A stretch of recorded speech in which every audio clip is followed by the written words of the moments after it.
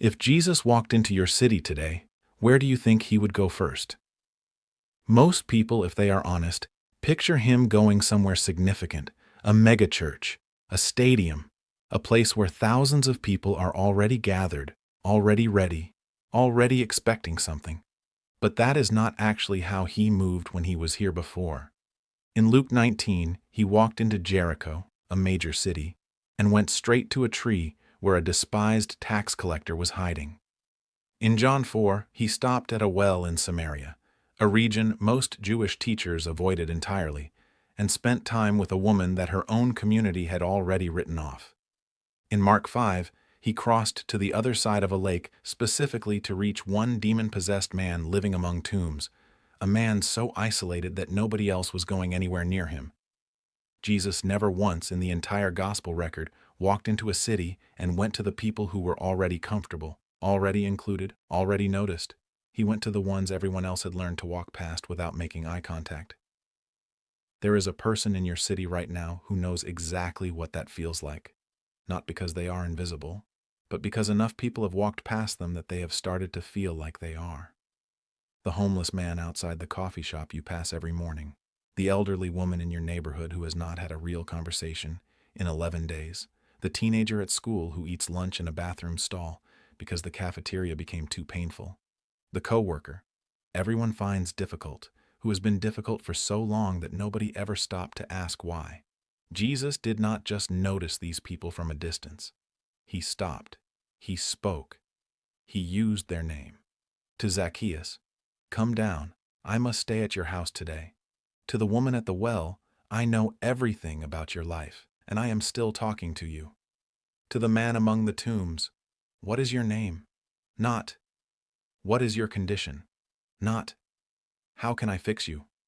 Not, "Let me solve the problem you represent." What is your name?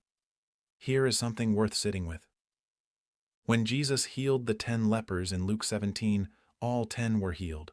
Only one came back to say thank you, and he was a Samaritan, the one everyone expected least.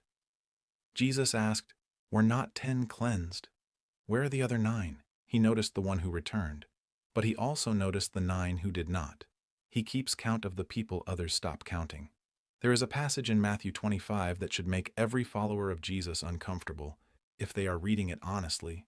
Jesus describes the final judgment, and he says to one group, "I was hungry, and you fed me. I was a stranger, and you welcomed me. I was sick, and you visited me." They ask, "Lord, when did we see you hungry, or a stranger, or sick?" And he says, "Whatever you did to the least of these, you did to me."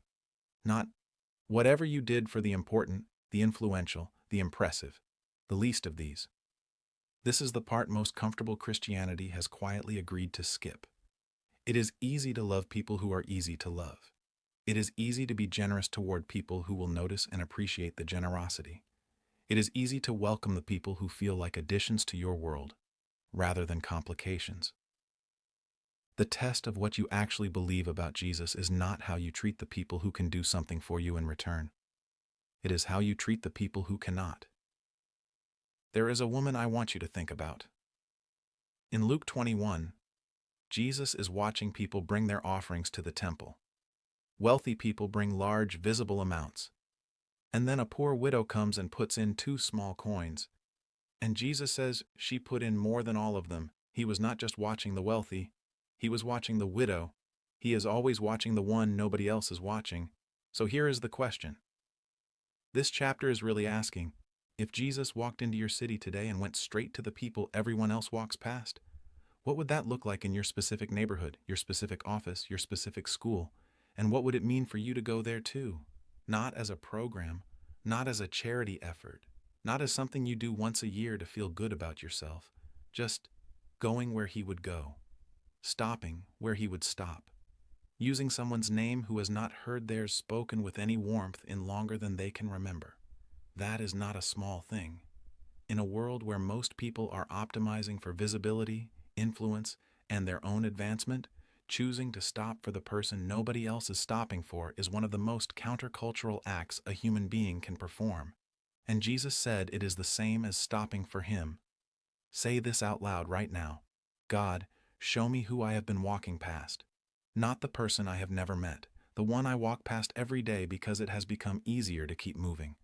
Give me the courage to stop, to speak, to use their name. Wherever you would go in my city, let me be willing to go there too. Amen. Tell me in the comments who in your life right now